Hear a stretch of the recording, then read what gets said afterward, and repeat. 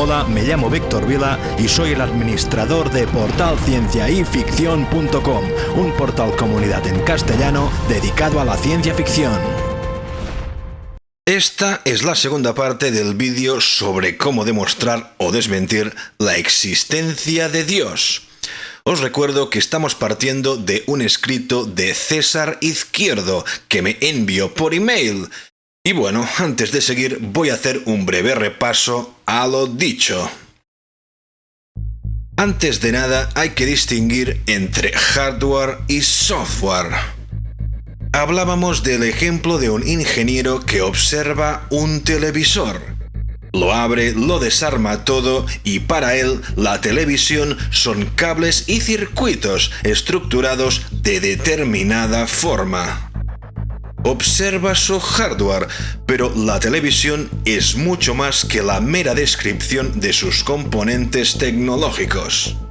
En ella corre además un software a modo de programas y sintonizaciones. En definitiva, información muy diversa capaz de transmitir mensajes, codificar datos, condicionar socialmente, entretener, etc. Los físicos y matemáticos miran el universo como ese ingeniero mira un televisor. Se limitan a la observación del hardware del universo. Pero al igual que el televisor, el universo es mucho más que la suma de las partes que lo constituyen, de sus circuitos y la mecánica de las fuerzas y las leyes que lo rigen. Por el hardware del universo corre también un software, en una dimensión que está mucho más allá de la suma de sus componentes. En el caso humano podríamos decir que nuestro cuerpo es simplemente el hardware por donde pasa el software de nuestra conciencia. Y así podría ser también la realidad más profunda de la existencia.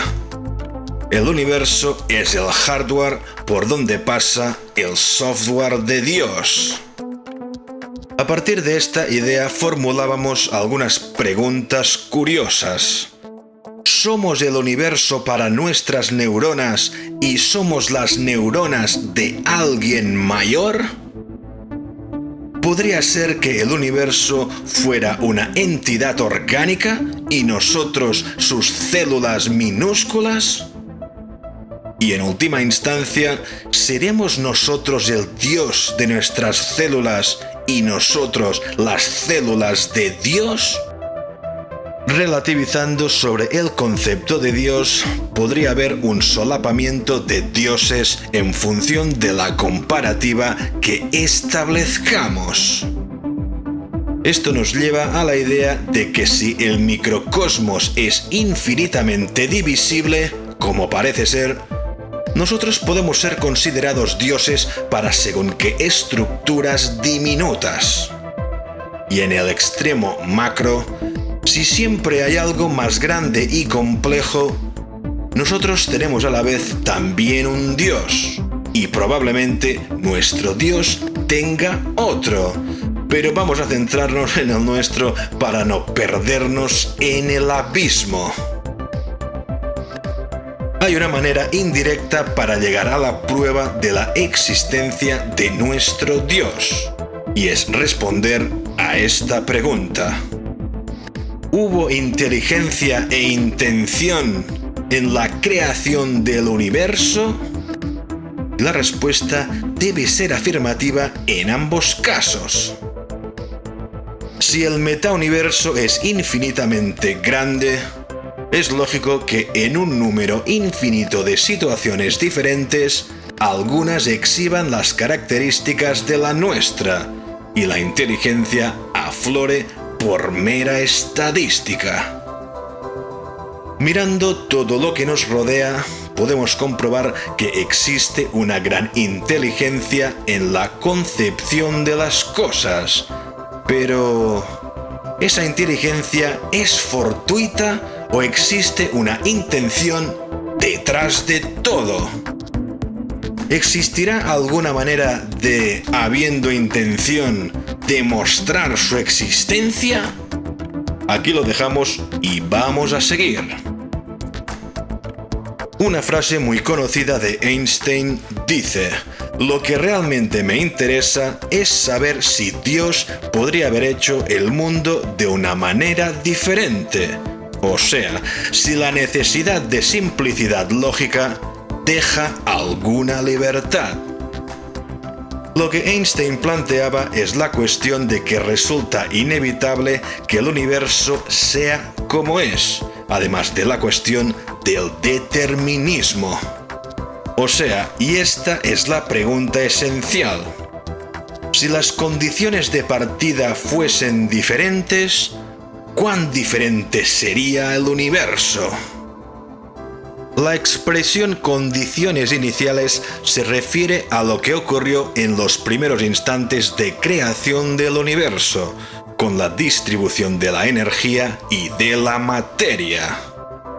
Pero también hace falta considerar las leyes del universo, la organización de las diversas fuerzas, los valores de las constantes de la naturaleza, todo. Por ejemplo, fijaos en el caso de las constantes de la naturaleza, que son cantidades que desempeñan un papel fundamental en el comportamiento de la materia y que, en principio, presentan el mismo valor en cualquier parte del universo y en cualquier momento de su historia. Por ejemplo, un átomo de hidrógeno es igual en la Tierra o en una galaxia lejana. Pero más que eso, las constantes de la naturaleza son una serie de valores misteriosos que se encuentran en la raíz del universo y que otorgan muchas de sus actuales características y que constituyen una especie de código que encierra los secretos de la existencia. Estas constantes son algo fundamental. Constituyen una misteriosa propiedad del universo y condicionan todo lo que nos rodea.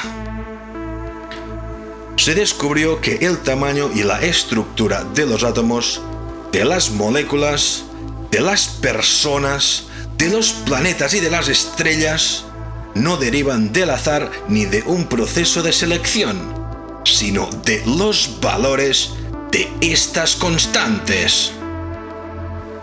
Siendo así, la cuestión que se plantea es muy sencilla. ¿Y si los valores de las constantes de la naturaleza fuesen ligeramente diferentes? Que la fuerza de la gravedad sea ligeramente más débil o fuerte de lo que es. Que la luz presente una velocidad en el vacío un poco mayor o un poco menor de la que tiene. Que la constante de Planck, que determina la más pequeña unidad de energía, posea un valor mínimamente diferente. ¿Qué ocurriría si se diesen pequeñas alteraciones en esos valores? Si toda la energía liberada por el Big Bang hubiera sido una pequeñísima fracción más débil, la materia volvería hacia atrás y se aplastaría en un gigantesco agujero negro. Si fuese mínimamente más fuerte, la materia se dispersaría tan deprisa que las galaxias ni siquiera llegarían a formarse. Cuando hablo de una fracción más débil o más fuerte, ¿de qué estoy hablando? ¿De una diferencia del 5%? ¿Del 1%?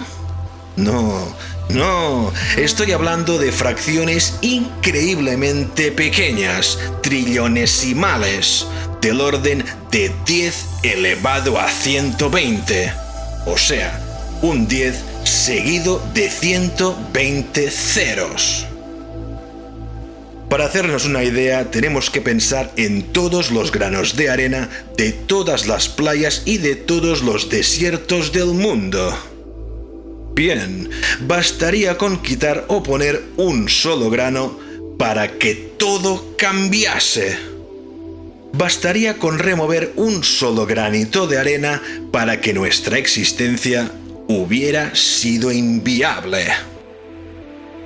El Big Bang tenía este valor tan increíblemente preciso, situado en este intervalo tan asombrosamente estrecho.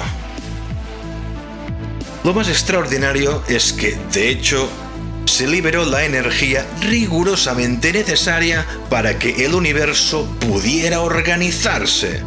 Es decir, ni más ni menos que la energía estrictamente imprescindible para ello. Cuando se produjo la gran expansión creadora, no había materia. La temperatura era enormemente elevada, tan elevada que ni los átomos conseguían formarse.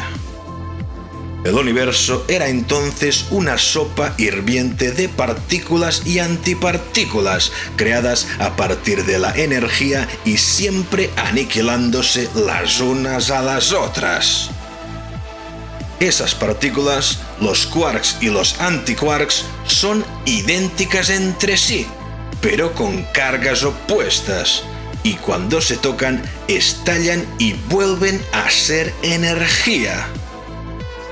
A medida que el universo se iba expandiendo, la temperatura iba bajando y los quarks y antiquarks fueron formando partículas mayores, llamadas hadrones, pero sin dejar de aniquilarse las unas con las otras.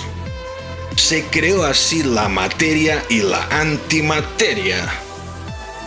Como las cantidades de materia y de antimateria eran iguales y ambas se aniquilaban mutuamente, el universo se presentaba constituido por energía y partículas de existencia efímera, y no había posibilidad de que se formase materia duradera.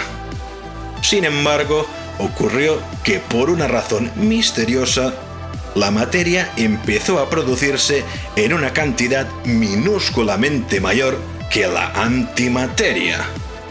Por cada 10.000 millones de antipartículas, se producían 10.000 millones más una partículas. Una diferencia mínima, casi insignificante.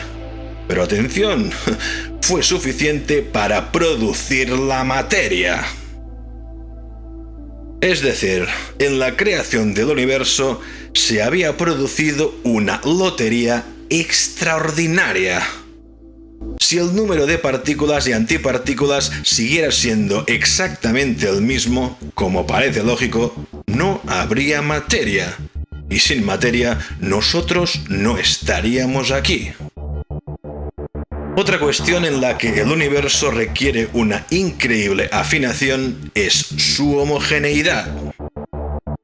El grado de no uniformidad es extremadamente pequeño, del orden de 1 cada 100.000. Exactamente el valor necesario para permitir la estructuración del universo. Ni más ni menos. Si fuese mínimamente mayor, las galaxias se transformarían deprisa en densos aglomerados y se formarían agujeros negros antes de que se reúnan las condiciones para la vida. Por otro lado, si el grado de no uniformidad fuese mínimamente más pequeño, la densidad de la materia sería demasiado débil y las estrellas no se formarían. En otras palabras, era necesario que la homogeneidad fuese exactamente esta para hacer posible la vida. Las posibilidades de que ello se diese eran minúsculas, pero se dieron. Todo muy conveniente, ¿no? Pero es más, altérese mínimamente el valor de la gravedad, de la fuerza electromagnética o de la relación de masas entre el electrón y el protón. Y nada de lo que vemos en el universo se torna posible. También, en determinados valores mínimamente diferentes, los electrones comienzan a agitarse demasiado e imposibilitan la realización de procesos muy precisos, como la reproducción del ADN. Pero eso no es todo. Si cambiamos un poco determinadas constantes, no habría fusión ni estrellas. Sin carbono ni fusión estelar no habría vida. Es decir, para que el universo pueda generar vida, es necesario que el valor de las constantes sean exactamente las que son, ni más ni menos. Podríamos seguir por esta senda de convenientes coincidencias durante muchas horas y la conclusión siempre es la misma. Esto equivale a la hipótesis de que alguien lance una flecha al azar al espacio y que ella atraviese todo el cosmos y alcance un blanco con 1 milímetro de diámetro, localizado en la galaxia más próxima. Increíble. Todo esto son coincidencias improbables que son absolutamente imprescindibles para que haya vida. La increíble afinación requerida en las diversas fuerzas, en la temperatura del universo primordial, en su tasa de expansión, pero también las extraordinarias coincidencias necesarias en nuestro propio planeta. Por ejemplo, la Tierra debería tener una evolución caótica en la inclinación de su eje de rotación, lo que, como es obvio, impediría la existencia de vida. Nuestro planeta tuvo una coincidencia increíble: la aparición de la Luna, que es un objeto tan grande que sus efectos gravitacionales moderaron el ángulo de la inclinación de nuestro planeta, viabilizando así la vida. El hecho de que la Tierra posea níquel y hierro líquido en cantidad suficiente en el núcleo como para generar un campo magnético imprescindible cuando se trata de defender la atmósfera de las letales partículas que emite el Sol. Otra coincidencia. Estas y muchísimas más. Todos los detalles parecen conspirar para viabilizar la vida en la Tierra. Y la lista de coincidencias e improbabilidades es aparentemente interminable. Esto quiere decir que no fue solo la vida la que se adaptó al universo. El propio universo se preparó para la vida.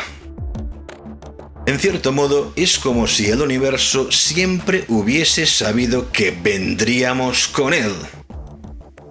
Nuestra mera existencia parece depender de una extraordinaria y misteriosa cadena de coincidencias e improbabilidades. Las propiedades del universo, tal cual como están configuradas, son requisitos imprescindibles para la existencia de vida. Esas propiedades podrían ser infinitamente diferentes. Todas las alternativas conducirían a un universo sin vida.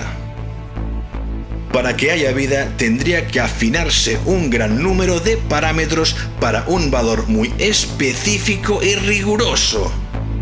Y se ha descubierto que esa afinación existe. Se llama principio antrópico. El principio antrópico dice que el universo está concebido a propósito para crear vida. Es altamente improbable que yo gane la lotería, claro, pero a fin de cuentas la lotería tiene que tocarle a alguien. Pero en este caso estamos hablando de múltiples loterías. Fijaos. Nos tocó el gordo en cuanto a la afinación de la expansión del universo, en cuanto a la afinación de la temperatura primordial, en cuanto a la afinación de la homogeneidad de la materia, en cuanto a la ligerísima ventaja de la materia sobre la antimateria. en cuanto a la afinación de la constante de la estructura fina, en cuanto a la afinación de los valores de las fuerzas fuerte, electrodébil y de la gravedad, en cuanto a la afinación del índice de conversión del hidrógeno en helio, en cuanto al delicado proceso de formación del carbono, en fin, y muchas más. Hubiera bastado con que los valores fuesen mínimamente diferentes en uno solo de esos factores, y ¡zas!, ya no habría habido vida. Es extraordinario. Es un poco como si yo fuese a dar una vuelta al mundo y comprase un billete de lotería en cada país por el que pasase. Y que cuando más tarde llegase a casa descubriera que me ha tocado el gordo en todos los billetes comprados. ¡Todos! Es evidente que podría tener una suerte fantástica y ganar la lotería en uno de esos viajes. Ya sería absolutamente extraordinario si me tocase la lotería en 2 países. Pero si me tocase la lotería en todos los países, sería como para desconfiar. No es necesario ser un gran genio para darse cuenta de que algo anormal estaba ocurriendo. Pues fue justamente eso lo que ocurrió con la vida. Le tocó el gordo en todos los parámetros, absolutamente todos. Por tanto, solo se puede sacar una conclusión. Huele a chamusquina. Cuando más observamos y analizamos el universo, más concluimos que revela las 2 características fundamentales inherentes a la acción de una fuerza inteligente y consciente. Una es la inteligencia con la que todo está concebido, y la otra es la intención de planear las cosas para crear vida. El principio antrópico nos revela que hay intención en la concepción de la vida. La vida no es un accidente, no es fruto del azar, no es el producto fortuito de circunstancias anormales. Es el resultado inevitable de la mera explicación de las leyes de la física y de los misteriosos valores de sus constantes. El universo está concebido para crear vida. Muy bien, terminamos por hoy. Ahora puede parecer que estoy hablando de la teoría creacionista del diseño inteligente, pero ya veréis que no, porque esto no ha terminado. Nos vemos en la tercera parte de cómo demostrar o desmentir la existencia de Dios. Si te ha gustado el vídeo, puedes suscribirte o hacer una visita a nuestra web. Me despido y recordad, futuro es ahora.